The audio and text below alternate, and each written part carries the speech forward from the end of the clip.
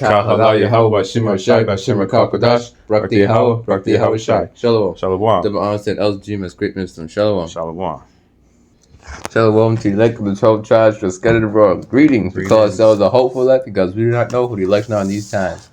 Shalom to the elect of Yahweh Hashem Yoshai, the Lord's elect. Yahweh Hashem Yoshai. You know, the elect is the lambs, the sheep of Yahweh Shai. He spoke about feed my lambs, feed my sheep, feed my sheep. You could read about that the third time Yahweh Shai showed himself to his disciples after he was risen. He asked about Simon son of Jonas, lovest thou me more than these? So on and so forth with it. When they had died with Yahweh Shai. Alright.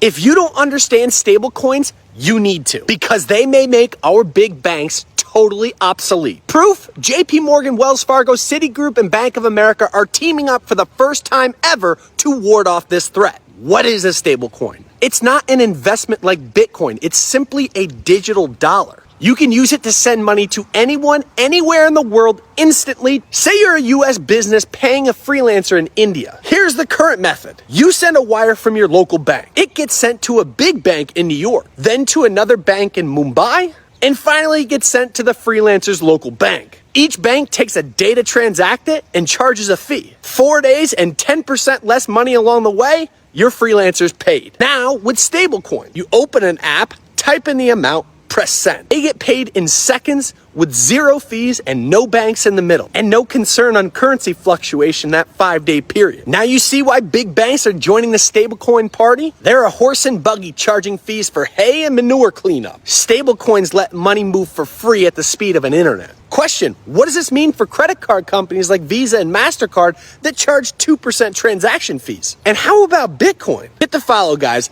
I make complex. This is Habakkuk, the book of Habakkuk, chapter 2, starting at verse 1. I will stand upon my watch and sit upon the tower, and I will watch to see what he will say unto me, and what I shall answer when I am reproved. Verse 2. And the Lord answered me and said, write the vision and make it plain upon tables, that he may run that readeth it. Verse 3. For the vision is yet for an appointed time, but at the end it shall speak and not lie. Though it tarry, wait for it, because it will surely come, it will not tarry. And in this edification, we're going to be dealing with verse 3. For the vision is yet for an appointed time, but at the end it shall speak and not lie. Though it tarry, wait for it, because it will surely come, it will not tarry. So there are visions that are yet for an appointed time. And the next visions, the next prophecies that are becoming to pass is the intensity of Jacob's trouble, the RFID chip, the mark of the beast being globally mandated, the destruction of Babylon through nuclear missiles, and the coming back of Yahweh Shai. These prophecies are coming, though it tarry, wait for it, because it will not tarry, it will surely come. Prophecies is coming quick. Esau is saying they're finding out there's a hostile UFO out there. That's what they're saying they're seeing. And you know, the UFOs, what they call aliens or UAPs and all that, is what? The angels. And the angels ride what? Spaceships. Because Esau, you know, he's like, ooh, ooh, you know, there's little green man up there. No, it's the angels. You know, Psalm chapter 68 verse 17 goes into that. Chariots of God, the chariots of Elohim, 20,000, even thousands, from butchering it, and it goes on. The Lord is amongst them, as in Sinai, in the holy place. Elisha, he called them what? The chariots of Israel. This is 2 Ezra chapter 4, verse 37. By measure hath he measured the times, and by number hath he numbered the times, and he doth not stir, and he doth not move nor stir them until the said measure be fulfilled. By measure hath he measured the times.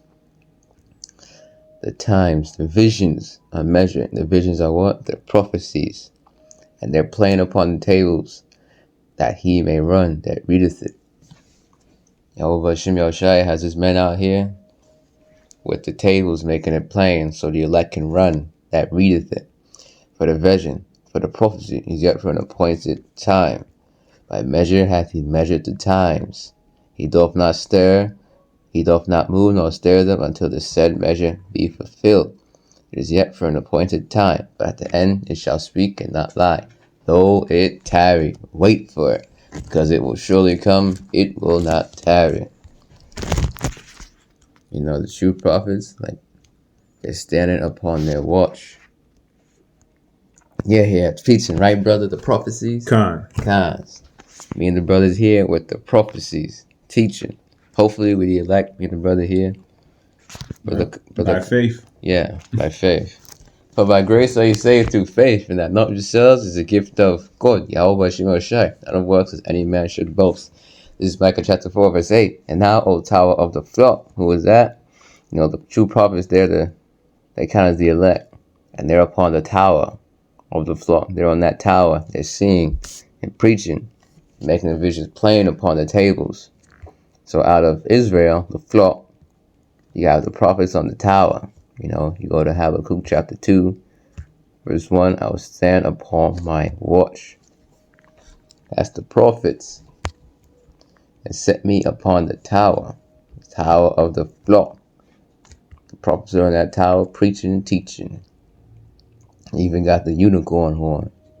Where did you get that, brother? Absolutely. Slack, yeah, I got the device. How's the device? The stronghold of the daughter of Zion. Daughter of Zion, that's Israel. Unto thee shall it come, even the first dominion. The kingdom shall come to the daughter of Jerusalem. Yara. Shut. Right. I I got your scripture, brother. God. Yeah. The water. Okay, this is the book. This is the book of Psalms, chapter 19, starting at verse 2. Day unto day uttereth speech, and night unto night showeth knowledge. Slack here, brother. Verse 1. Verse 1, okay.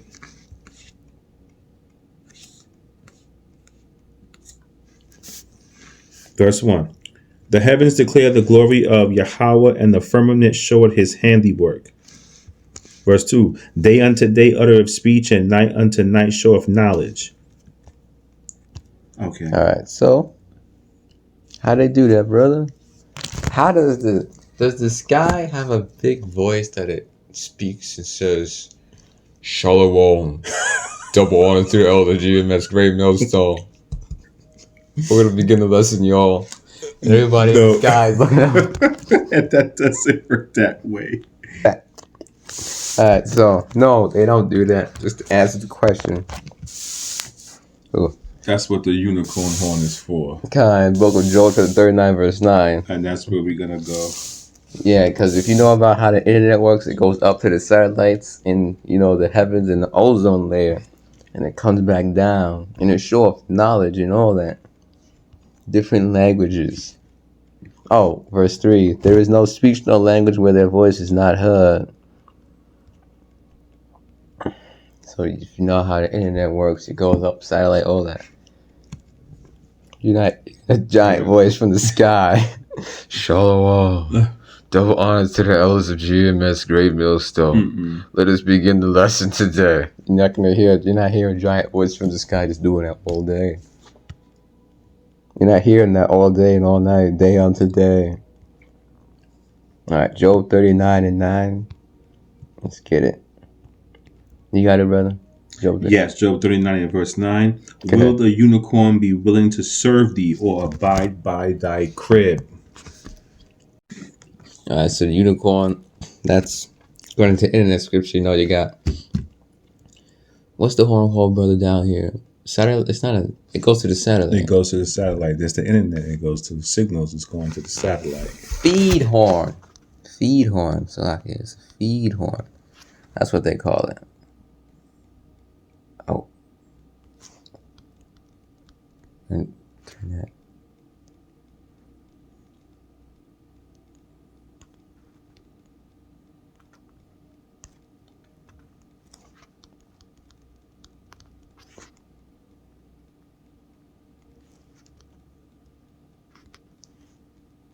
Feed horn.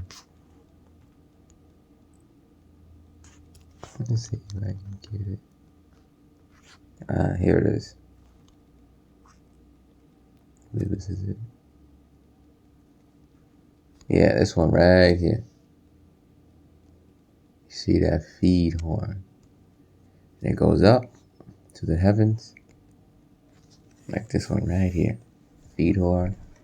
That's that horn. Unicorn horn. It goes up to the heavens. Day unto day, night unto night, utter speech. And it comes right back down to you. If you're watching this video right now, that's how you're getting this. With the unicorn horn. That feed horn, all that. Alright, so we touched on that. We can go back to Habakkuk. Chapter 2, verse... So yeah, you saw in the beginning of the lesson, you saw about the stablecoin thing. That is going to lead up to what? The RFID CHIP going global, the brain CHIP, the MOTB being established and enforced all across the world, which will be what? The hour of temptation, pursuing Revelation chapter 3, verse 10. That's what that is. Where'd you get that, brother? Revelation 3 and 10. You had a precept you want to bring out? Yeah, I got two, and then that's going to be. What's your precept? That. We're going to go to the book of Ecclesiastes, chapter 1 and verse 9, and then after that, we're going to go to Revelation. Okay. Ecclesiastes chapter 1 and 9. The thing that hath been is that which shall be, and that which is done is that which shall be done, and there's nothing new under the sun. That's how this Edomites operate. They take what they've done in the past and they bring it into the present and make it seem like it's something brand new, or they actually know what they're doing, but they're going to do it anyway because, as in the book of Micah, it's in their power to do so. So when we go over to Revelation chapter 12 and 12,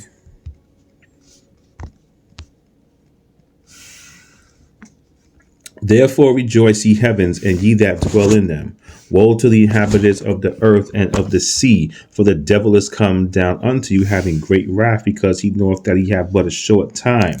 The devil, Edom, Esau, come down unto you with great wrath, because he knoweth he had but a short time. The time of Edom is coming to an end. The time of Edom ruling and in the power seat is going to stop. It's going to be destroyed. It's going to end. So this is their time now to come down with great wrath to do whatever they need to do that was mandated to them by Yahweh Bashem Yahweh Shai, because they're the sword to implement any other draconian laws and any other unrighteous decrees, namely the mark of the beast, the RFID chip.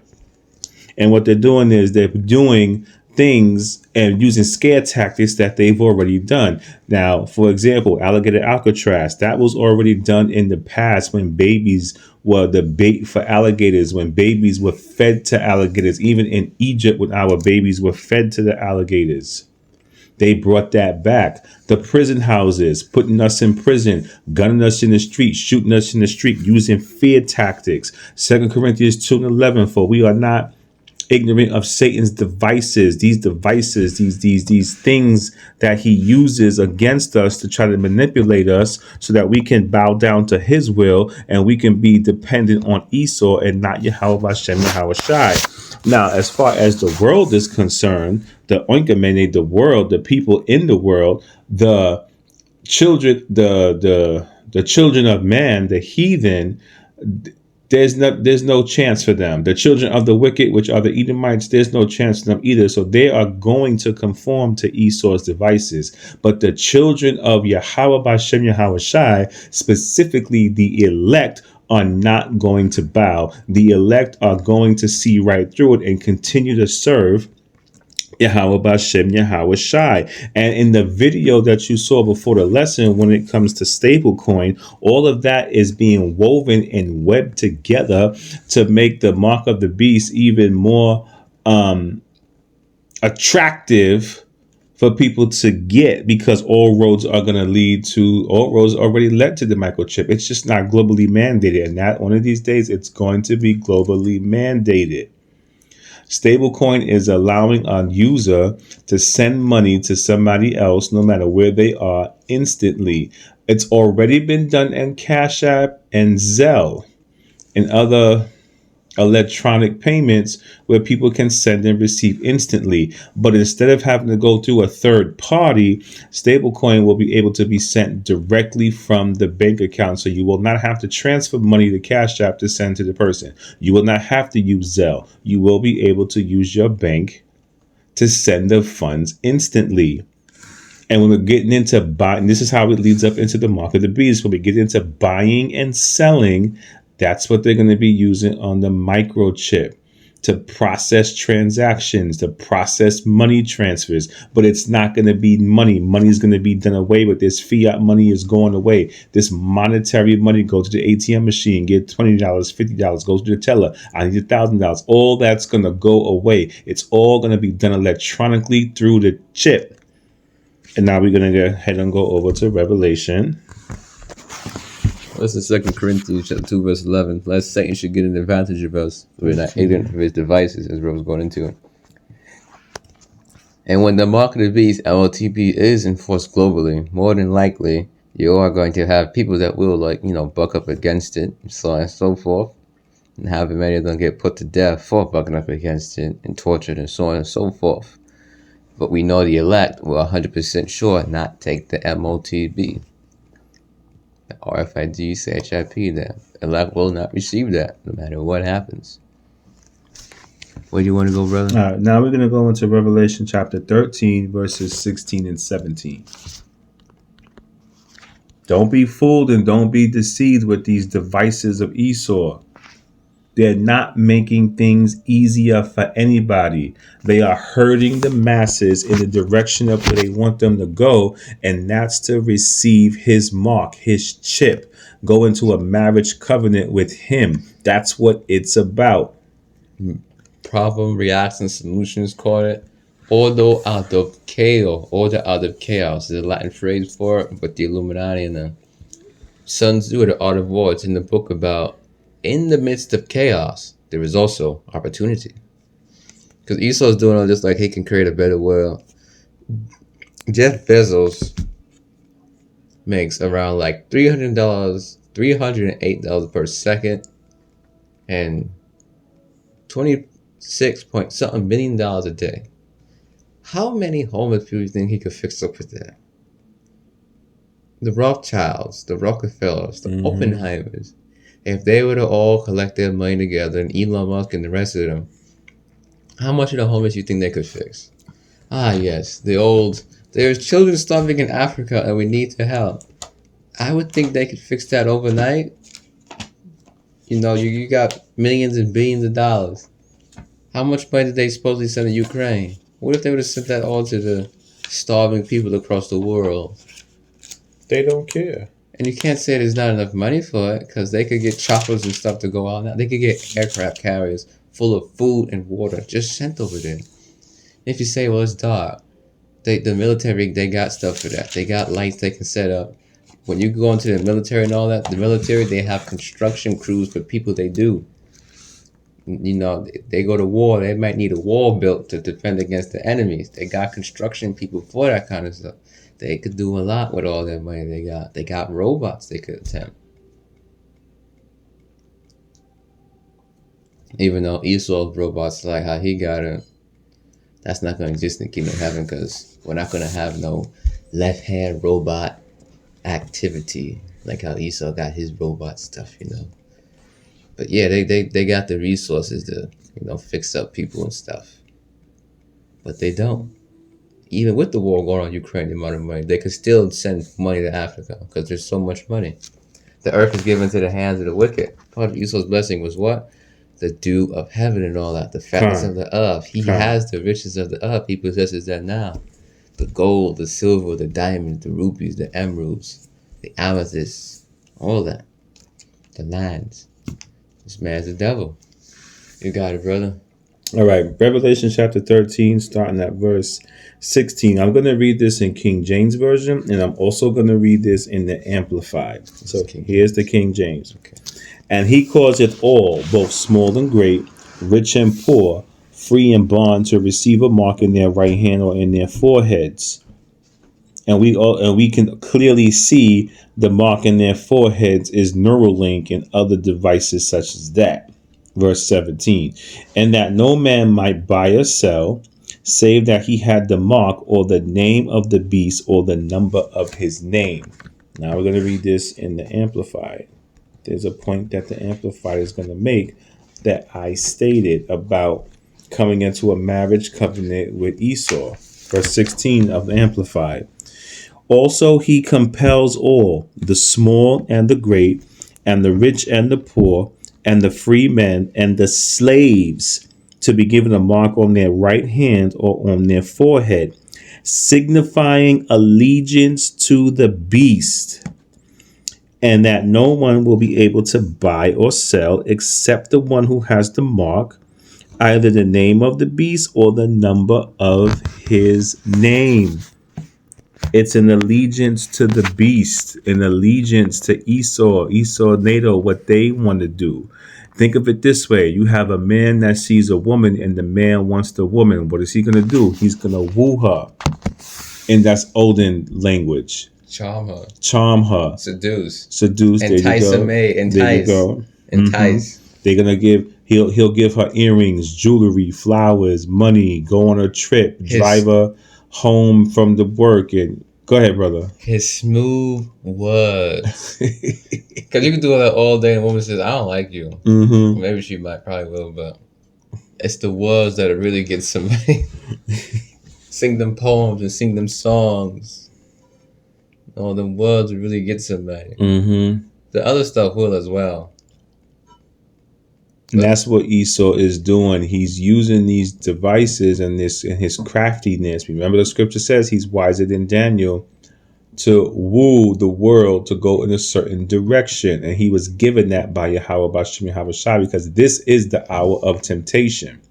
But the elect are going to be saved out of it. And to clarify, the hour of temptation is when the MOTB is enforced globally. Right now, the MOTB is not being enforced globally, but the hour of temptation will be the MOTB being enforced globally. Just to clarify that point, because when that happens, then that will be the hour of temptation. But right now, in the present world, the MOTB is not being enforced globally as of whatever date this is, 9:53 at 8, where we're at. Yeah, Esau has that subtlety. That's part of what he was given by the Most High, what he's given by Yahweh Shemel Shai. Like that serpent in the garden. The serpent in the garden. Go ahead, brother. Which had the spirit of an Edomite pursuing in Genesis 3. It was more subtle than any beast of the field. The beast of the field is the other nations. So amongst the other nations, who's the most subtle? Esau, Edom, the so-called white man. The red man pursuing in Genesis chapter 25. And if you don't believe he's red, ask an artist or a painter. You know, they draw white people, so-called white people. They don't use white to crayon. They use shades of red. Mm-hmm. Pink is a shade of red. Peach is a shade of red. They'll even use tan. They mix different shades of red. I know about that. Yeah. Just ask an artist or a painter. They'll tell you about it. You want to go, brother? Go ahead. Yeah, they're using your words to woo a woman. That's what Esau's doing with his subtletiness. It'll be better. If your children go missing, you can find them. So on and so forth. There's subtlety to words. His words were smoother than butter, but war was in his heart. Never trust thy enemy. For like his iron rusted, so does his wickedness. Could you get that, brother? His words were smoother than butter. Yes. Smooth words. No, let's say you got a broke homeless man. He cleans himself up a bit. He sees a woman. He's going to use them smooth words. His speech, his tone, is all going to be smooth. Esau likes to seduce the masses. Same thing with a man and a woman. The man is broke. He ain't got no money. The homeless man, go back to the example. So he's going to speak in a seductive tone and everything with his smooth, buttery smooth words. You got it, brother. Smoother than butter. I got it. Psalm 55 and verse 21. Yeah. The words of his mouth were smoother than butter, but war was in his heart. His words were softer than oil, yet they were drawn swords. That's what Esau's going to try and do. These smart cities is the same thing. The smart cities, it's not a city of convenience. It's not a city to make your life easier. It's something to put you further into servitude to Esau. Yeah, because if you say, well, I don't like this chip stuff anymore, I want to leave. Ooh. And Esau is that type. If Esau can't have you, he will kill you because he unalive you because he don't want nobody to have you. And he could do it with some pain. You know how Esau likes to do. He's a sword. What do swords do? They're destructive. Look at the music and the movie industry. How many actors and singers are unalived because they want to speak out and demand this and demand that and get what's due to them that they never received. And what happens? They get unalived. And then the media, they say, well, it was a boat accident. It was a plane accident. It was a crash. They drowned and did this. No. They were unalived. And if you if you're questioning how do you know that, brother? Well, if you look at the Diddy cases, Diddy was supposedly getting people too, and they was mysteriously found out being unalive. Now, I'm not saying that happens to everybody, because judgment happens. But he controls everything. Whoever gets taken out, and so on and so forth. So an actor, celebrity, they could actually unalive in their sleep. However often that happens is, I don't know, but Yahweh Shemashah controls all that. But as you've seen from the Diddy case, certain people, that does happen to them. That just happened to them. Just look at the Diddy cases. Diddy was supposedly getting people. So, just to back up what the brother was saying, to prove it with some facts. If you question, well, how do you know that? Maybe you were involved, or not involved. Look at the Diddy case.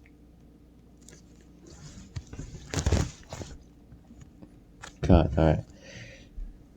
So, what was you reading, brother? The smoother than butter. What was it? All right. So that's what Esau likes to do. That subtileness. Let's go to Genesis 3 quick.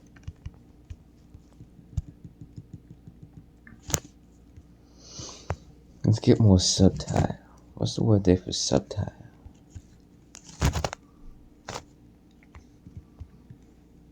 Strong's H 6175. Arum. The way he says Second entry. Arum. Arom. He says it in a smooth manner, All right, subtitle: shrewd, crafty, sly, sensible, crafty, prudent. This man, he is the devil that the Bible speaks of. Devil means slanderer. He's also Satan, which is what? Satanas in the Greek, which means adversary. There was war in heaven, all that with Michael and his angels, Satan and the devil. That's Esau, Edom. That old serpent, which is the devil, which is pursuing in Genesis 3, to show you that the devil there, Satan, is not the spiritual demon Satan. It is that's referring to the serpent in the garden. And the serpent in the garden was a man that had the spirit of Edomite. So that further proves that Satan, the devil, fighting against Michael and his angels, is a man. It refers to that old serpent, which is the devil. Satan is the little angel of the Heavenly Father, Yahweh, Hashem Yoshai. He obeys the Father and the Son. Read the book of Job about that. Now, there was a day when the sons of God came to present themselves before Yahweh, and Satan came also amongst them. It's in there. If Satan was truly kicked out and all that, he wouldn't have came back. Satan is a loyal angel of Yahweh Hashem Yoshai. He ain't trying to disobey. He fears the Father and Son. Bless ye, Yahweh, ye his angels, that hearken unto the voice of his word, that do his commandments, as his scripture speaks about. Okay. All right. Revelation chapter 13, verse 16. That's all you want to bring out, brother? Yes. All right, we'll go into for edification's sake. He calls it all, both small and great, rich and poor, free and born, to receive a mark. The word there for mark is cherigma. Strong's G 5480. Charagma. Charagma.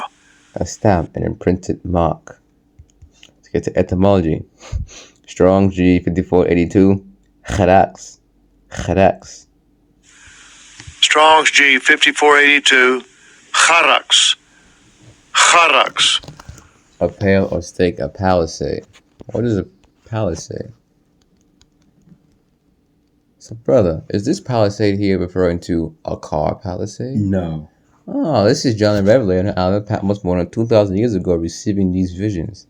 It is being compared to things of his time period. It's not a car palisade. This is a palisade. That's going to be the instrument that's used to implant the RFID chip. Oh, you said the CHIP word, brother. I said the CHIP. They might take us down for it. All right.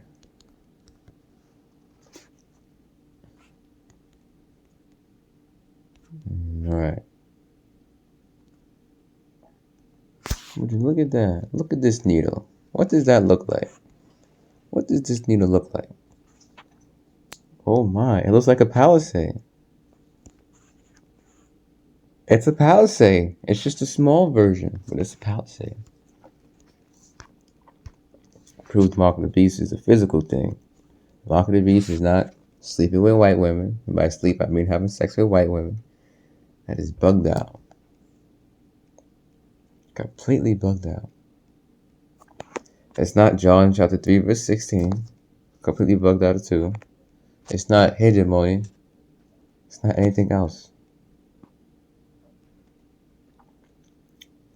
We went through 17 and 18 for Revelation 13, right?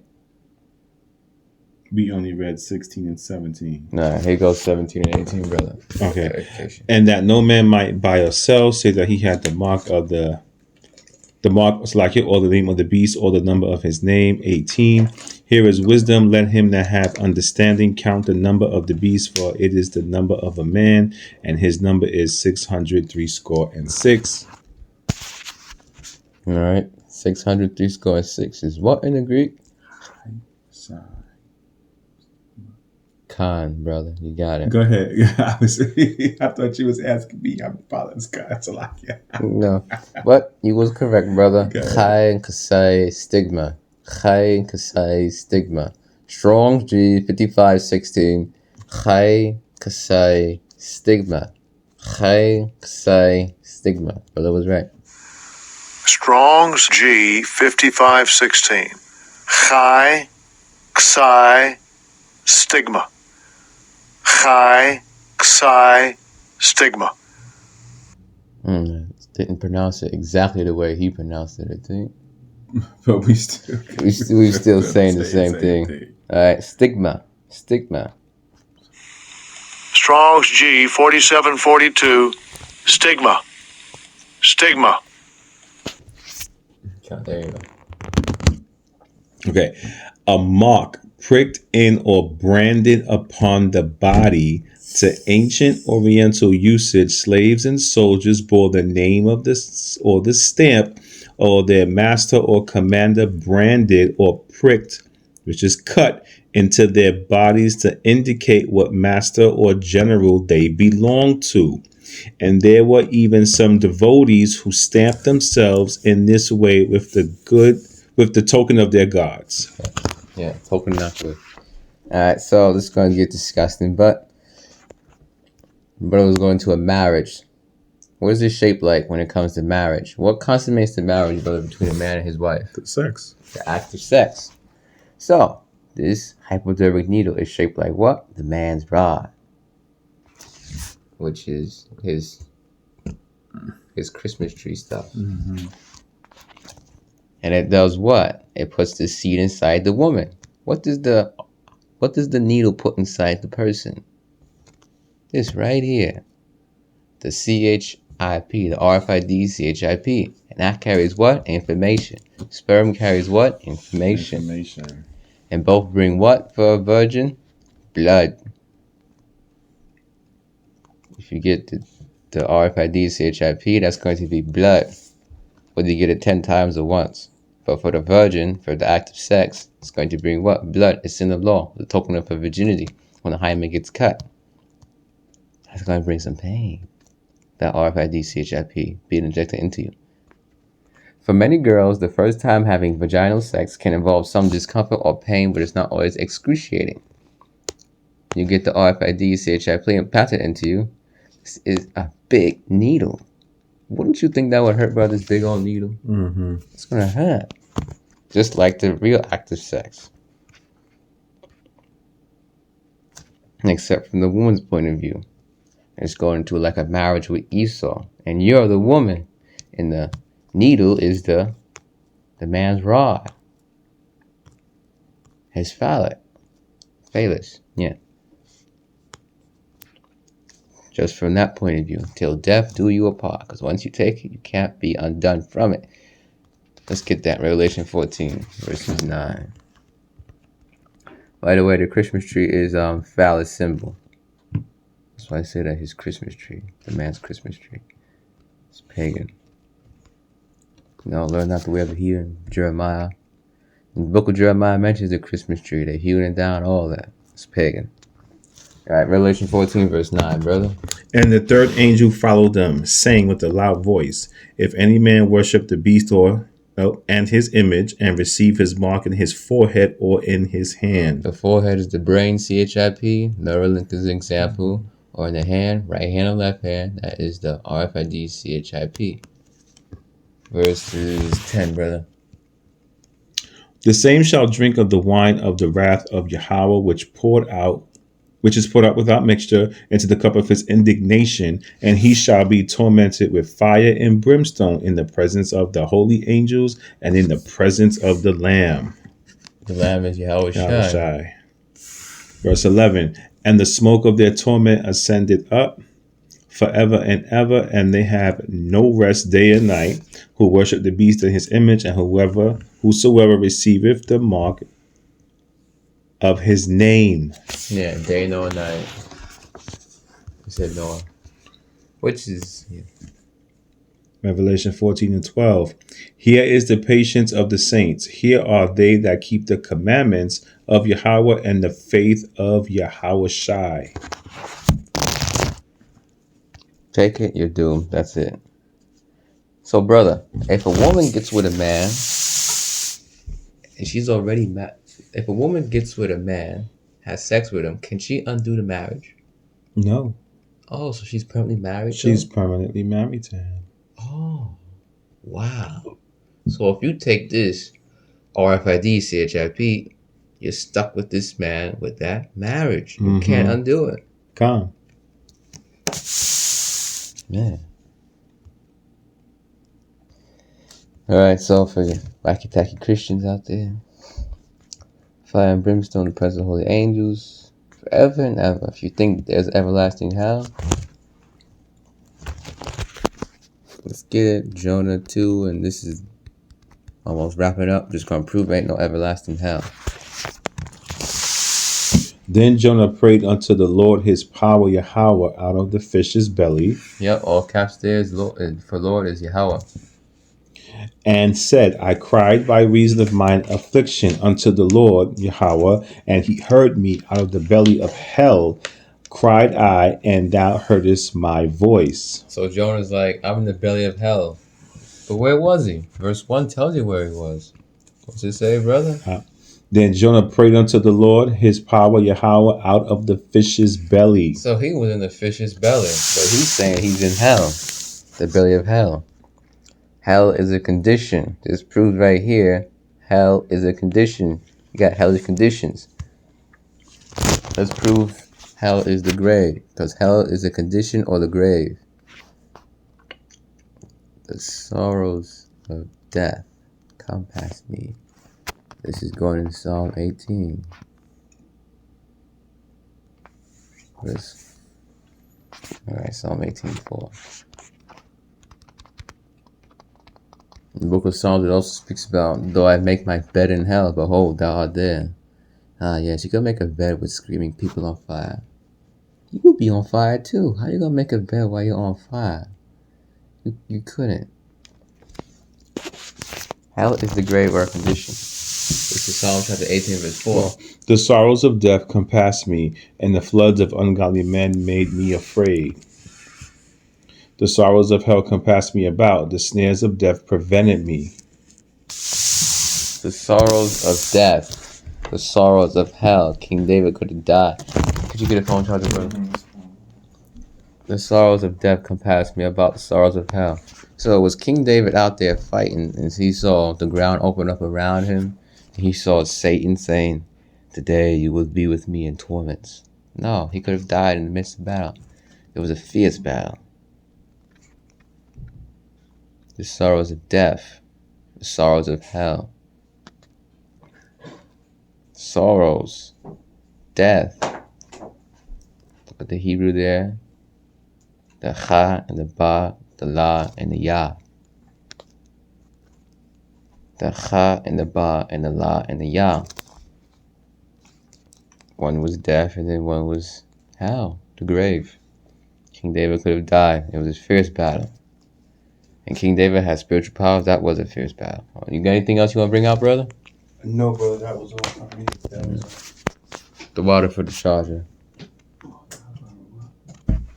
And on that note, Shalom. Shalom. Ka halal Yahweh B'Shem Yashai B'Shem Kakudash. Brakti Yahweh, Brakti Yahweh Shai. Shalom. Shalom. Double honors to Elder G. Great Millstone. Shalom. Shalom.